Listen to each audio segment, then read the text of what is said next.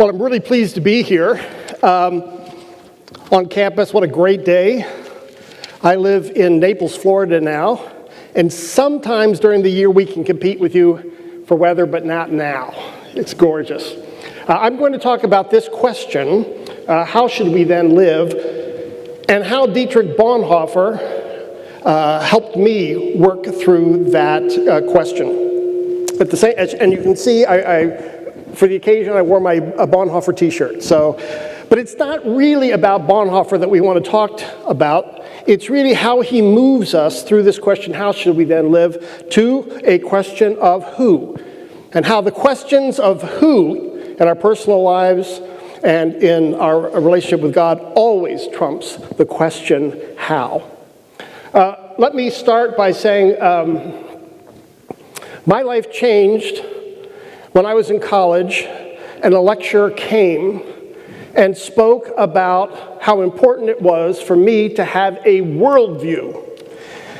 And he was quite adamant about this. He said, you aren't at that college at the time. It was a secular college. It was not a Lutheran liberal arts college. He said, you're not at that college to get a degree, which actually was what I was hoping to do.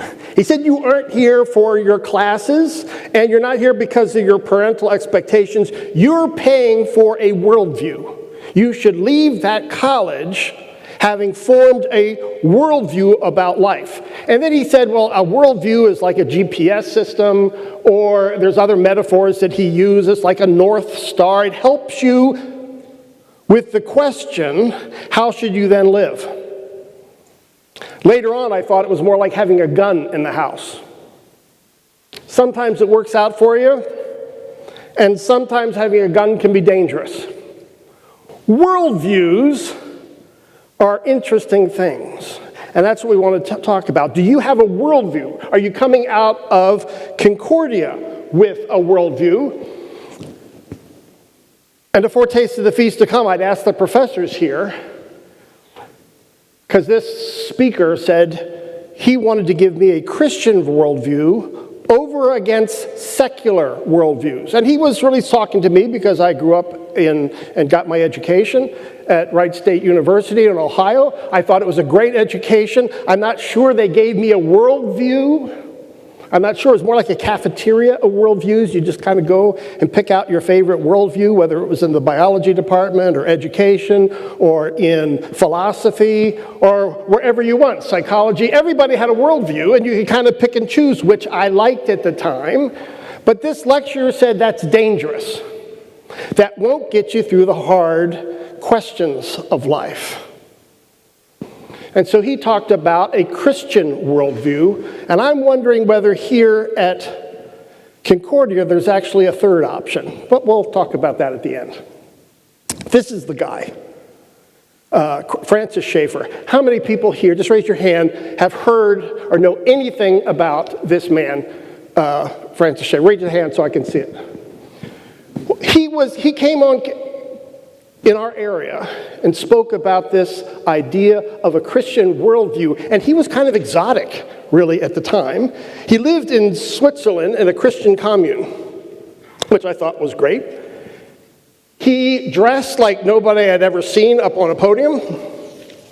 He had this incredible hairdo. And he wore these outfits like he was wandering all the time through the Sound of Music. And I thought that was just so fascinating. And he's had huge impact on your life, and he certainly did at mine, even though I didn't know it at the time, because he was shaping people like Chuck Colson later on about how important it was to build a Christian worldview. Billy Graham, Franklin Graham, almost every evangelical leader that you find today will go back and say, oh, I borrowed from this guy. This is the guy who shaped my worldview, because he'd go through all of history, of Western history, and he would tie things together like the arts and the sciences, history and theology, psychology and philosophy, and he'd put it all together. Basically, all the courses that you have here at the university, he put it together into a whole story, one that was compelling, that held together. He said, that's what you have to do if you want to build a Christian worldview. Now, later on, I wasn't as enamored with Francis Schaeffer as I was early on, but I liked his argument about having a worldview. So I want to give you just a taste of what he would do. And this is a clip from his series, How Should We Then Live? And again, he's going to go through all of Western history and tie it all together. And you can start that clip. It's a little fuzzy at the beginning, but then it'll get going. We'll play about 4 minutes of the clip so you get an idea of what he was trying to do and what he said every Christian college should do for their students.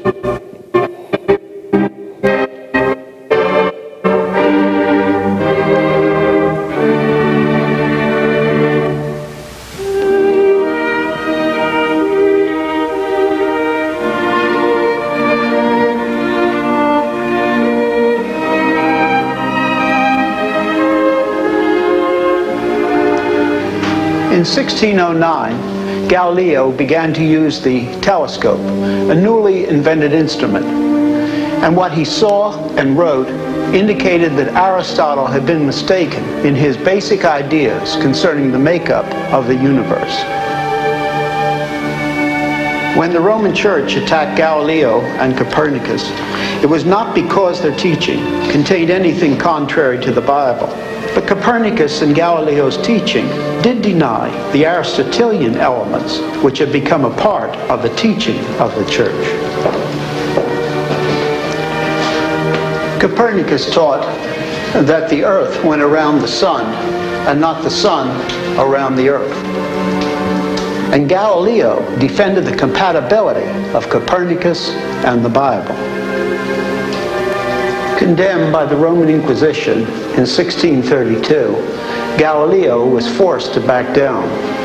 But his writings continued to testify not only that Copernicus was right, but that Aristotle was wrong.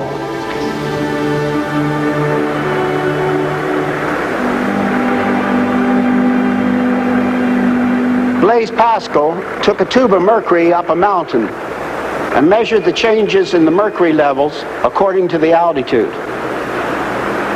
In this way, he made the first successful barometer.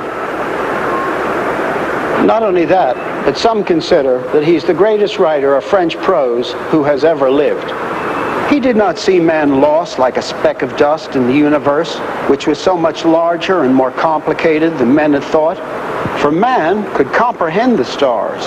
The stars comprehended nothing. And beside this, for Pascal, man was special because Christ had died on the cross for him.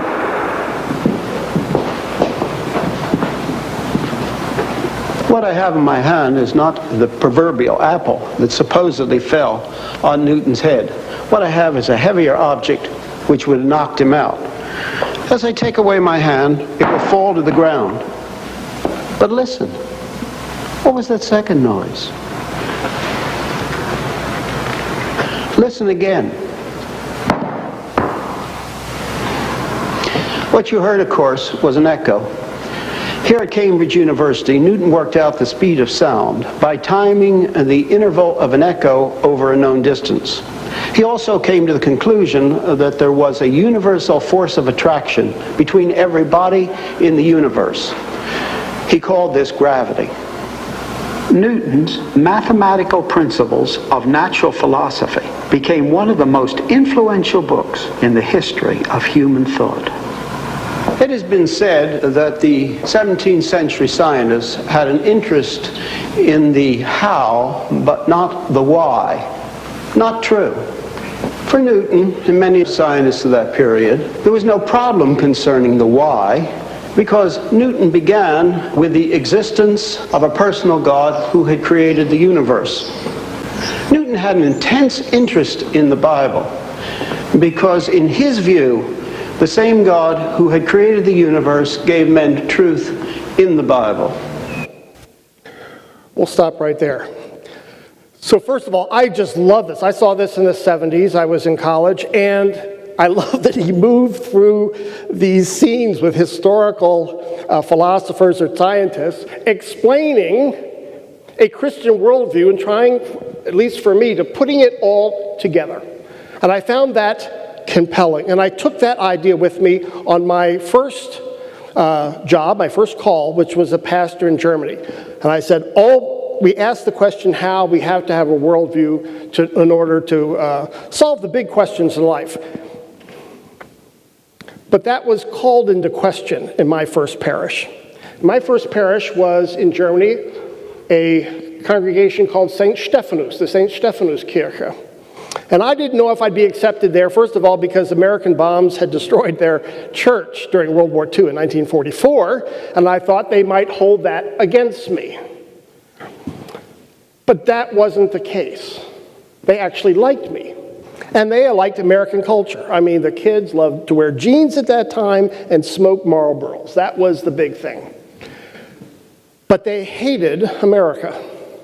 And I had never experienced that before. I don't know if you've traveled and experienced that as well. It's the first time where the place that I grew up was the enemy. And especially, we were the enemy because of their history. Now let me explain what had happened. During World War II, they had a pastor named Ludwig Steil, who was not as famous as Bonhoeffer, but he was part of the confessing church movement, which opposed Nazi ideology. And so he was a local organizer, and unlike a lot of other pastors, his whole church, the church that I was serving then, actually followed him in the movement. And so one day he's preaching, and there were some Nazi spies sitting in the back of the church. The elders of the church knew what was happening. They went to Ludwig Steil and said, "Tone it back. Don't preach the way you normally preach. We've got some unwelcome guests in the back." But he got up and he preached that Jesus was Lord, not the Führer.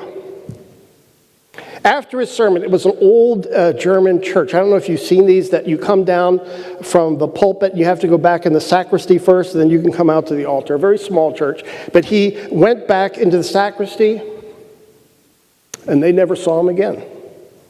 He was taken by the spies right out of the worship service, taken out and hanged for his faith.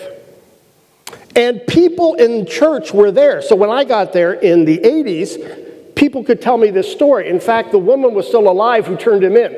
The one who said, "Come and listen to the way he's preaching," because she said, and she told me this, "He's too political. We don't want that politics in our church. Just preach the pure gospel, nothing about politics." And of course, he didn't do that. Afterwards, she stopped going to church because obviously people turned on her for turning in their pastor. And yet she told me multiple times, they were all on my side at the time. They were all on my side. We all didn't want to hear political preaching. We just wanted to hear about Jesus. So because of that, this church was always asking the question, how should we then live? How do you confess Christ in politically difficult times? And our young people in particular, in Germany at that time you had a choice. You could either go into the military or have social service. And so most of them wanted to be conscientious objectors, and my job was to teach them how to be a conscientious objector. That was my ministry at the church. Against American aggression, because they were very sensitive to the fact that we had put nuclear weapons on the border between Eastern and Western Germany. And for them, that was an immoral act to put, because they said, we're the ones who are going to die if war breaks out. So there was hostility to America. It was a hostility to those nuclear weapons. And then they always asked the question, and they answered it by saying, no support of military, no support of American aggression. And again, this was not fitting in well with my worldview that I had built before I went to Germany. That's the whole point. My worldview was now being tested. And there is what I learned from Dietrich Bonhoeffer. That's really where I started to read him seriously. I think, like almost all college students, we read The Cost of Discipleship or Discipleship when we're in college, and I did that too. I didn't quite understand it at the time. But then I went back in Germany and I found out there wasn't just a Christian worldview. The Nazis really were not secular, that's debatable, but it was various worldviews in conflict. Bonhoeffer saw this, and he said, if we don't resolve this conflict, all of Christian civilization will crumble. And that's where we had the German Christians versus the confessing Christians. And that played out right in my little church. There's a third story I want to tell, another time when my worldview got questioned. And I'm going to tell this story, and then I'm going to ask you how you would solve it. Of course, I'm going to Africa. I want to be supportive. I don't want to be an oppressive missionary. I want to respect local customs and authority. And I went, and we had a woman who worked for us, Emily, and we just fell in love with her. She was getting married. And so she trusted us to invite us to a traditional African wedding. A lot of Africans who are Christian will have a Christian wedding and a traditional wedding. And so she's sitting in a hut. She's wearing a Western-style wedding dress.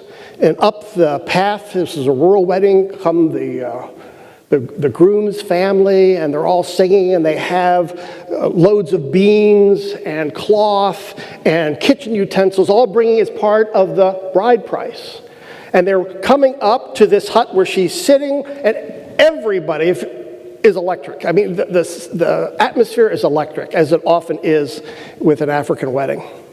But there she sat stone-faced, the only one in the group not smiling. Because in Africa, for a woman who's going to leave her father and mother and join to the groom's family, therefore leaving the village, if you smiled, it was an insult to your family. It was like you were too happy to leave the family. So while everyone is dancing and you know, they have this clicking of the tongues, which is just like, you know, and it's just wonderful environment, she's stone-faced. And then the ritual took place. And I'm standing there, and I couldn't understand. It was in a local dialect, so I really didn't understand what they were saying. But Grandpa came with all this authority, came up front, and he grabbed a cup of beer, and he said some words to her. Again, she never broke a smile. He took a slug of beer and then spit it in her face. And I'm sitting there horrified. I had no idea what's just happened. Grandpa then turns to Grandma with the same cup of beer. She takes a sip. Well, first she says some words to Emily. Then she takes a sip of the beer. She turns to her and spits it on her stomach. Okay, now I'm getting a picture, right? And then they turn to me and hand me the cup of beer. Now, I have no idea what's just happened. What would you do in that situation? I mean, you got to make a rapid decision, right? You have no idea. You don't understand the language. You don't understand this ritual at all. Spitting in anyone's face, but spitting in a woman's face, spitting in an African face in that as a Western missionary, I can think of nothing worse. Nothing worse. And yet I got why Grandma spit on her stomach, and I wanted not to be involved at all with her fertility in the future. One way or the other, I didn't want to get blamed or praised. And so what should you do? Now, they knew I was lost in this ritual. You know, they could see that I was confused. They obviously put me in a confusing situation, but you don't want to make it worse. And that's when my worldview started to get punctured, because when you travel culturally, your worldview doesn't work. Nothing I would do in that situation, whether spitting in her face or on her stomach, none of that fit my worldview. And that's what culture does. So I want to share a second story. You can ask me later what I did.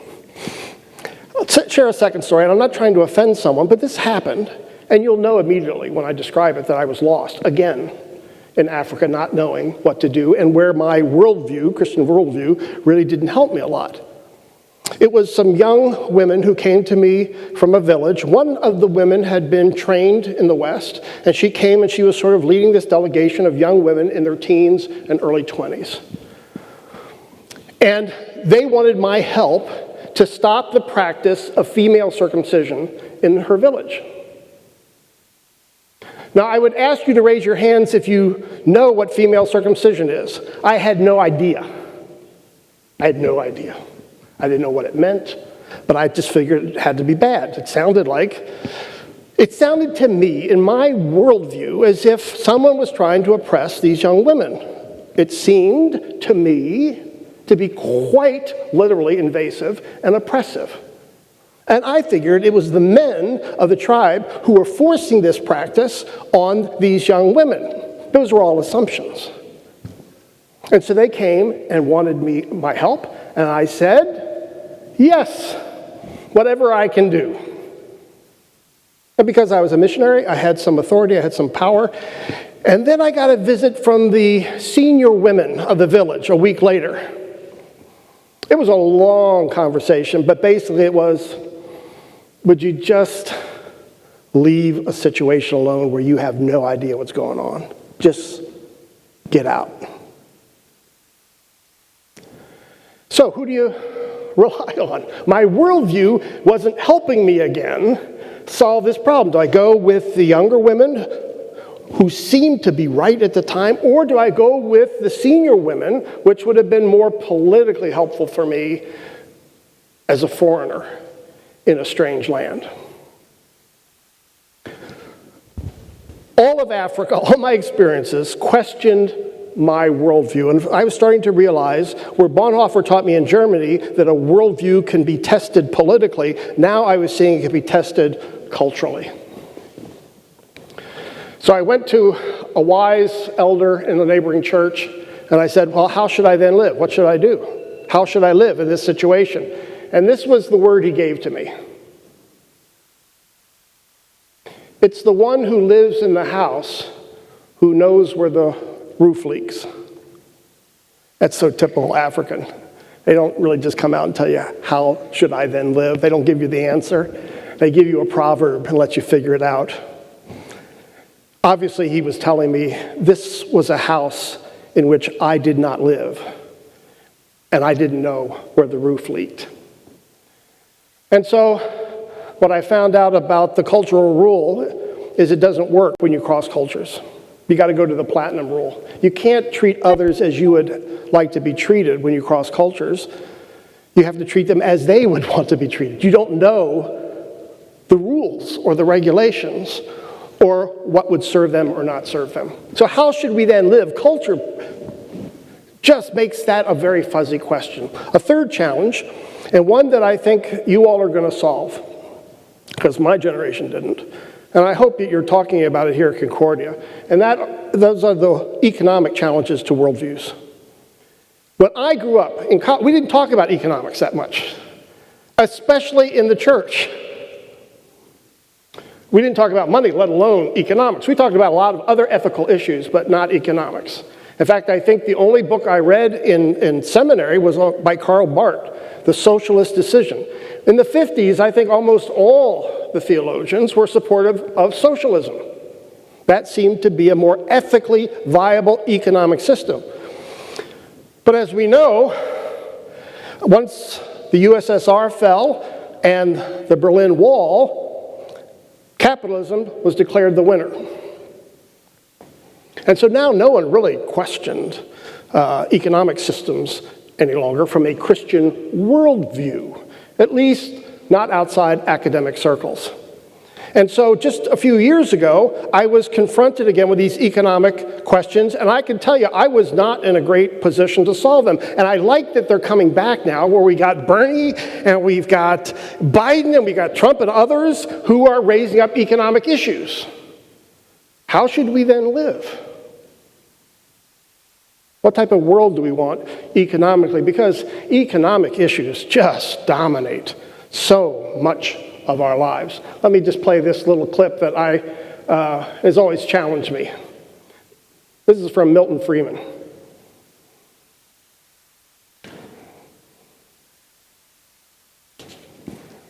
I hope.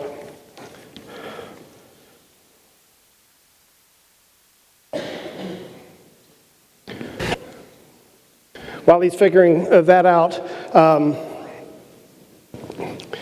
economics, I think, will be one of the most important questions, I hope, in you building your own worldview. Thank you all for being here. When you see around the globe the maldistribution of wealth, the desperate plight of millions of people in underdeveloped countries, when you see so few haves and so many have-nots, when you see the greed and the concentration of power within, did you ever have a moment of doubt about capitalism and whether greed's a good idea to run on? Well, first of all, tell me, is there some society you know that doesn't run on greed? You think Russia doesn't run on greed? You think China doesn't run on greed? What is greed? Of course, none of us are greedy. It's only the other fellow who's greedy. The world runs on individuals pursuing their separate interests. The great achievements of civilization have not come from government bureaus. Einstein didn't construct his theory under order from a bureaucrat. Henry Ford didn't revolutionize the automobile industry that way. In the only cases in which the masses have escaped from the kind of grinding poverty you're talking about, the only cases in recorded history are where they have had capitalism and largely free trade. If you want to know where the masses are worst off, it's exactly in the kinds of societies that depart from that. So that the record of history is absolutely crystal clear that there is no alternative way so far discovered of improving the lot of the ordinary people that can hold a candle to the productive activities that are unleashed by a free enterprise system. But it seems to reward not virtue as much as ability to manipulate the system. And what does reward virtue? You think the communist commissar rewards virtue? You think a Hitler rewards virtue?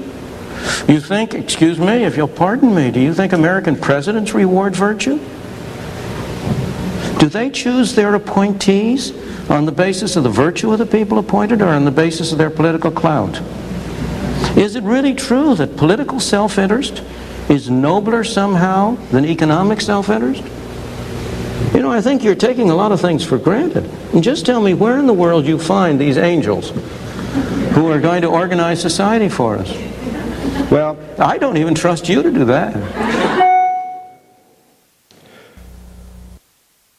So, I had now jumped into this economic conversation, which we're all having together now, fully unprepared.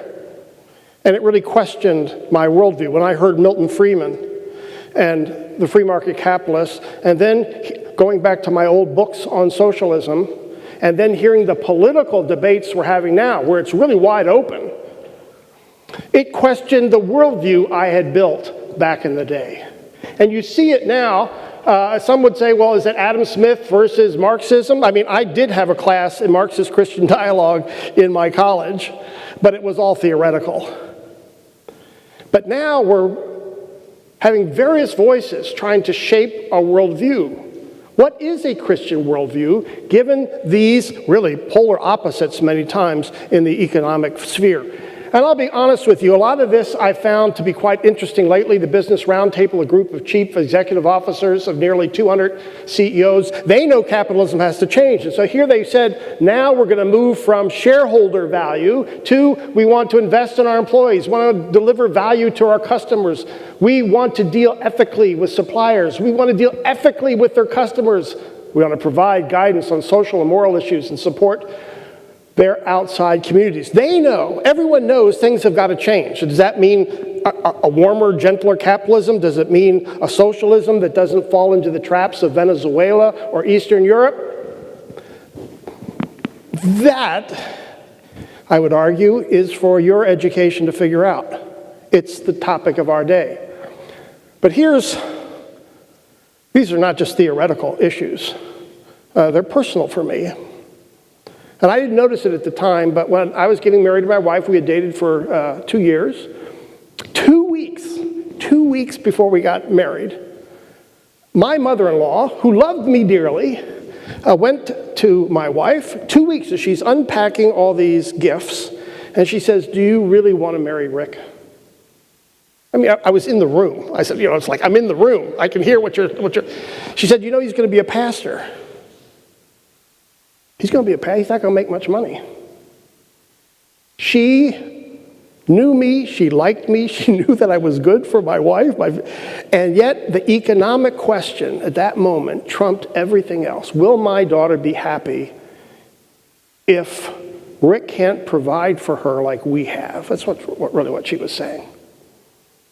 And the older we get, if you don't have a job, when I lost one of the best jobs I've had, leading a theological school, when you're sitting there and then your wife comes to you and says, and has that question, how should we then live? How are we going to make it economically? How are we going to pay our bills? What are we going to do? It's one of the most devastating questions you can either ask to yourself or have someone else who you love ask you.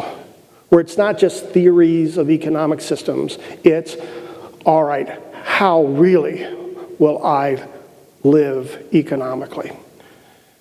And so what I'm sharing here, and I want to wrap up, is by saying my Christian worldview that Francis Schaeffer said I had to have. I had to have that as my GPS system, as my North Star to solve problems. It got battered in Germany because I realized there were multiple Christian worldviews, and they were often in conflict with each other. It was really questioned in Africa, where everything I thought was right was questioned. And then the economic issues always question our worldview. How should we then live, given the economic pressures, both personally and as far as our nations are concerned? And so I've been wondering, is there a third way? Can we build a worldview that works across political, cultural, and economic divides? The secular world, does it provide it? I'm not sure it does, and yet I'm open to it. The sectarian Christian, what I mean is by a Christian, let's say like Liberty University, where they've got an answer for everything from their Christian worldview. Does that solve it? I want to say no. But I bet Concordia has a third way that it promotes here. And it's the who question. And it's the one that Bonhoeffer lifted up, because he finally said the how question is going to get you in trouble. It finally won't get you where you need to go. You're finally going to have to ask the who question. And that's what he means by religionless Christianity. You take your worldview, and he says you're going to have to finally abandon it. That's religion. It's important, but you'll finally have to not turn to a system to solve your problems, but you'll have to turn to Christ. Now, that's the language we would use in the church. You have to have a relationship with Christ directs you. We have a living Lord who directs us, but only if we're willing to have the who questions trump the how questions. And so I leave you with that challenge, which I think is at the heart of all of Bonhoeffer's writings. Go ahead and do your how should we then live. Build your worldviews. And explore the whys of why you built that worldview. But in the end, you're going to have to leave all that you built on the altar as you answer the who question for your life, because that's the one that changes everything. Thank you.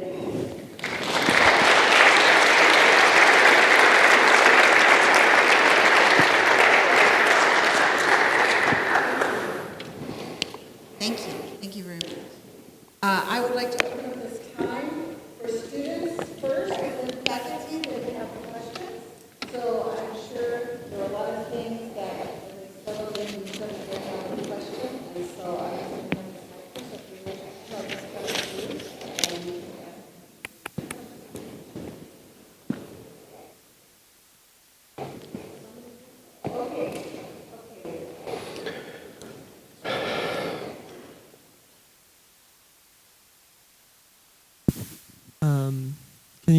Is the mic on? He'll turn it up, I think. Okay.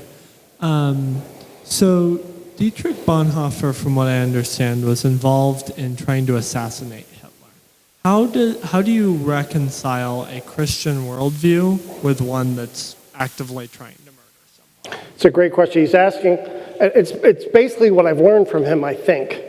In his worldview as a German Lutheran Christian, his ethic would have been do not kill or do not murder. So how could someone with a Christian worldview especially a German one where patriotism was so important, obedience to the commandments, obedience to the government, who could then participate in tyrannicide, going after the tyrant, going after the dictator. And that's the answer he gave. Now, what he's saying is, finally, your relationship with Christ trumps all worldviews.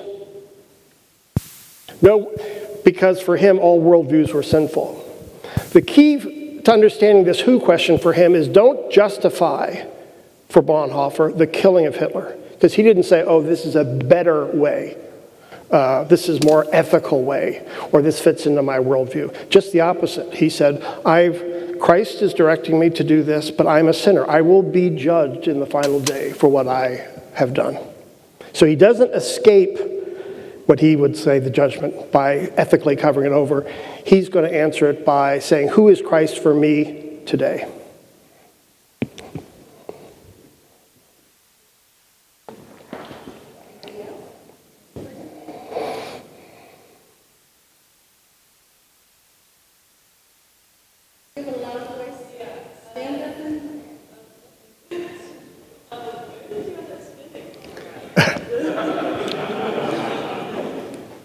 Okay, it was a snap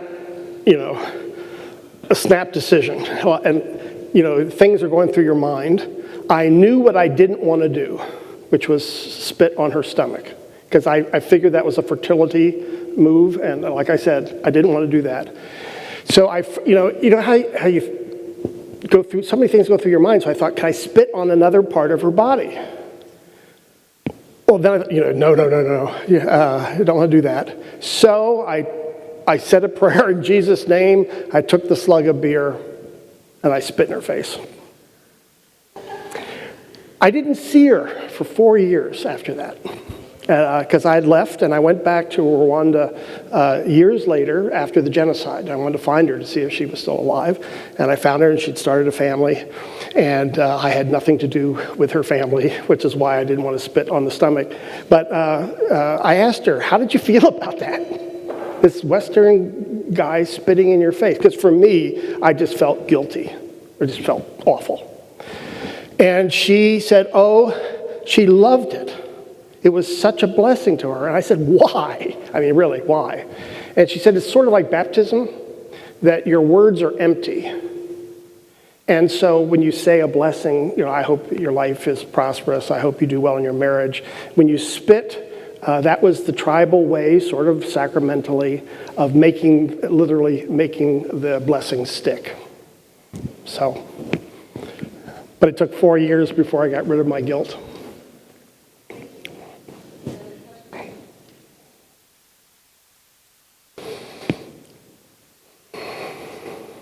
When you talk about the economy, influence the decision, especially like if you're like a wife, your significant others ask you like, what are we going to live on right now? So at that time, how do you see the contrast between like standard of living, different standards of living, and try to like make a lot of money in order to accomplish a higher standard of living and like lower the standard of living, but just live with low income? Because like I think right now, like for our economies, you don't have to earn a lot just to keep you alive.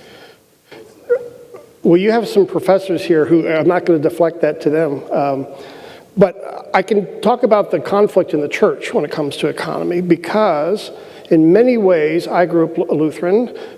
We were more medieval in our spirituality toward money and economics, because in the medieval church, poverty was spiritually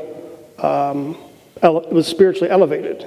You were closer to Christ if you were poor. That was the monastic ideal. And somehow we'd incorporated that into my household, that money was bad. And somehow if a business person was successful, they must have compromised themselves morally to make that much money. So it's interesting, we built colleges like Concordia so that you would come here and be successful economically, but then when you actually do that, what we trained you to be, you go to a church and they tell you, you must be a sinner because you're making too much money. So we have this in the church, I don't know if you've experienced that, a real conflicted notion about money and about the economy in general. And you'll notice that even in the New Testament, not as much in the Old Testament, in the New Testament, because the regular Christians in medieval Europe before Luther, they only had to obey the Ten Commandments. But if you were really spiritual, you had to obey the Beatitudes. And that's, the Beatitudes seemed, the way we interpreted them, seemed to elevate poverty. And so for Christians, we live a little bit between those cultures of distrusting wealth as being spiritually tempting and sending you to Concordia, where you're going to get a great education, you're going to go out in the workplace and be successful and make all this money. So you'll have to actually answer that one. Thank you. Thank you very much. Anybody else? Any other students? There we go. Okay.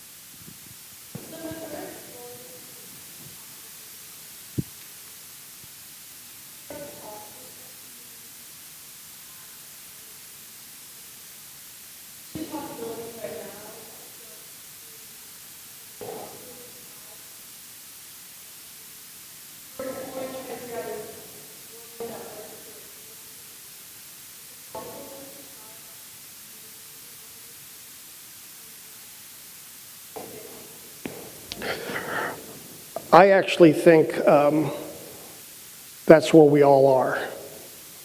I think we're balancing various worldviews in our hearts and minds, and we're trying to work out how do I reconcile. So, for example, at your home, you probably learned a worldview. Parents are pretty good at that, forming you according to their worldview. And even if you don't accept everything, it really has a huge impact on us, how our families shape us. But then the college will have a huge part in that, right? Because then you get a wider frame of what's going on out there. And then you start to see this, maybe a clash, maybe they fit together. And then, of course, your friends have a huge impact on you, right? Because they come from other worldviews and they share that. You go, well, wait a minute, that resonates, but that doesn't go with this other thing that I learned from my parents. And then the church gets in there too and says, well, why aren't you, bringing in this Christian worldview, which maybe is in conflict or maybe supports some of the other things. So one of the benefits of a great college education is it should be lifting up those worldviews and helping you find not always alignment, because sometimes there just isn't. Sometimes, though, we just have conflicting worldviews, and those are the tools we have in our toolbox. And that's why I finally think the who question, in the end, trumps the how question, because I think the how question brings up worldviews that are working in you that you just simply cannot align. And yet you're committed to both of them. So I think that's what happened with Bonhoeffer, this first question about can I join the resistance, even though in many ways that opposes everything I've been taught as a German Lutheran Christian. And his answer then was yes. Okay, let's have one last student question, then I'm going to turn it over to the faculty.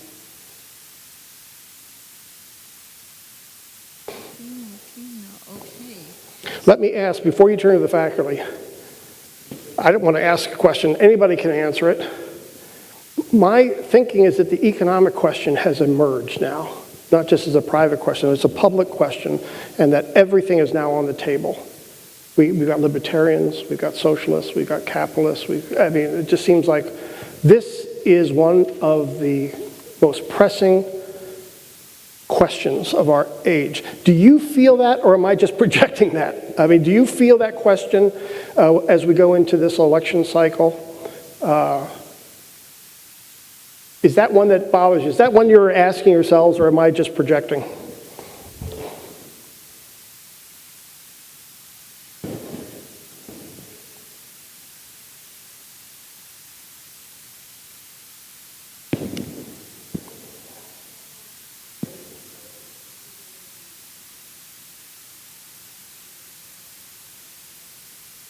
Right.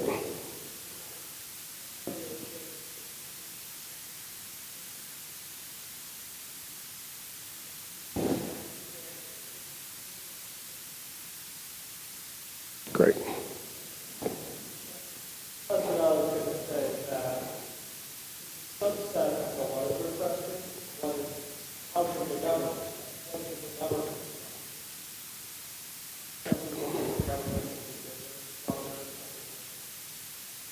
Yeah, so it's not just what your role is in the economy, it's also what role does the government play. And by the way, there are a lot of Christian thinkers who go at that and go at it very differently. Good. Okay, thank you. Thank you. Okay, do the faculty have any questions? Do we have any economic professors here who want to answer that question? Oh. Microphone, or do you have a big booming voice? I'm not an economics professor, psychology professor, but reading about Bonhoeffer, I was kind of surprised by how this German theologian was so enamored with the Black Baptist Church in Harlem during his stay in the U.S. And I was wondering how you thought his experience with that church influenced his life and his subsequent teaching after that experience. I think that's a great question. I think he had a similar experience to me in that when you cross cultures, things get shaken in your life. And you go with a certain worldview, and he had been taught a certain worldview as a German, and when he traveled to Spain, he really worked with the poor in Spain and came, I think that's when some of his economic stuff was questioned. Then he spent some time in London, but as you point out, he was really formatively changed in Harlem. And he was hearing black worship and black preaching. He left Riverside Church, by the way, because he said he just couldn't stand the preaching. That's this big cathedral in New York, in downtown New York, and it's right by Union Seminary, where a lot of the students went. But then he met this black student, and he invited him into Harlem. Now, he not only went to that church, he actually started teaching Sunday school. So it's this whole cross-cultural experience that shaped him. There's just no doubt. It broke not just certain racial boundaries or cultural boundaries. It changed him theologically. And I believe many theologians talk about him going through a conversion, not a one-day conversion where he changed one day to the next, but a year it took. And when he went back to Germany, that was basically the year he was at the Abyssinian Baptist Church. There was no doubt that he was a changed man. He said himself, he turned from being a theologian to a Christian during that time. And I think that church played a huge role in that conversion. I'm going to ask a faculty question. This is a question I've always had. Back when I was fascinated with his struggle with the decision to not believe in murder, and some people said he was just war pacifist. I don't think there's enough proof for some of that, but he went through this, and I've heard it quoted, but I've never found the source, and I looked in letters and papers and everything. There's a story that he said once. He was asked why he would be willing to do that, and he said that I have a choice of, it's like a drunken driver hitting and killing all kinds of pedestrians. I can either pick up the pedestrians and take care of them, or I can stop the mad driver or the drunken driver.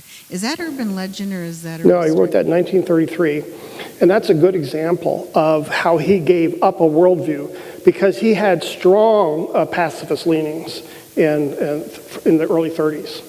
And he'd go to youth conferences, and the sables were rattling everywhere in Europe at that time. War was imminent. He knew it was imminent. He gave these beautiful speeches about the Christian commitment to pacifism.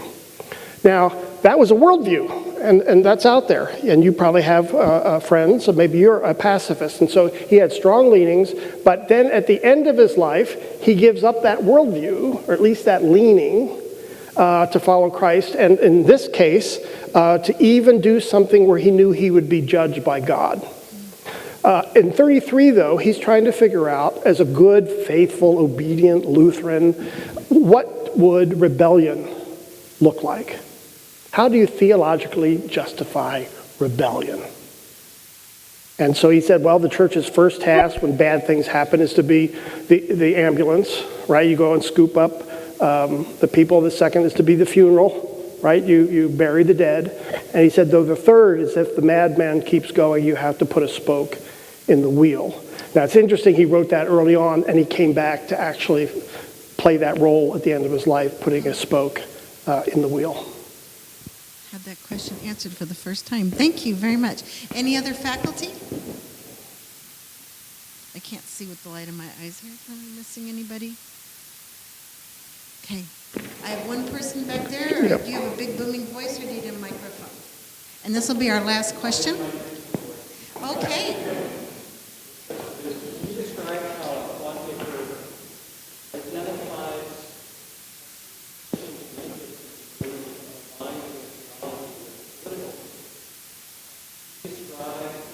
speculate how Bonhoeffer might address us in our situation. Folks on the right and folks on the left and progress theology. Yeah, I think he was in a very similar situation, actually. I think that Germany was just a beehive of political activity at that time. One of his advantages is he lived in Berlin. He had huge networks, even in the Jewish community, since he had Jewish members of his own family. So all those worldviews he was conversant with, which made him fascinating. Because, again, he was connected at the University of Berlin, which was it's one of its high points. He was also into all the political circles. That's what his family, was upper middle class, and he had those connections. So he was well informed about all those matters. And one of the things that he tries to question is, when do Christians make a confession? And how do they bring the politics into confession? As you know, a lot of Reformed Christians, Barth in particular, becomes an interesting figure with him in the role of confession. As Lutherans, that's important for us. And when can you use that politically, and when can you not use it? And he differed on that with other confessional Lutherans, let's say from the Erlangen School and other places. Some Lutherans said, no, you can't, like the Reformed Church, you can't make a confession because then that changes the identity of the church. So you have to address political problems differently, but you can't use the religious tool of confession. Others said, and he agreed with Barth, no, that's the very time. These aren't questions of, adiaphora. These are going to the heart of the gospel, like can a Jew be a Christian pastor?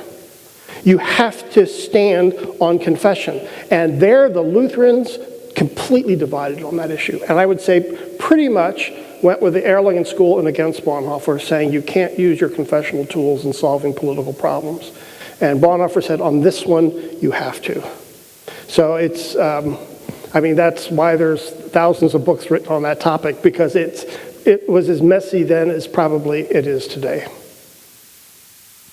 We'd like to thank you very much for coming. Yeah, thank you for having me.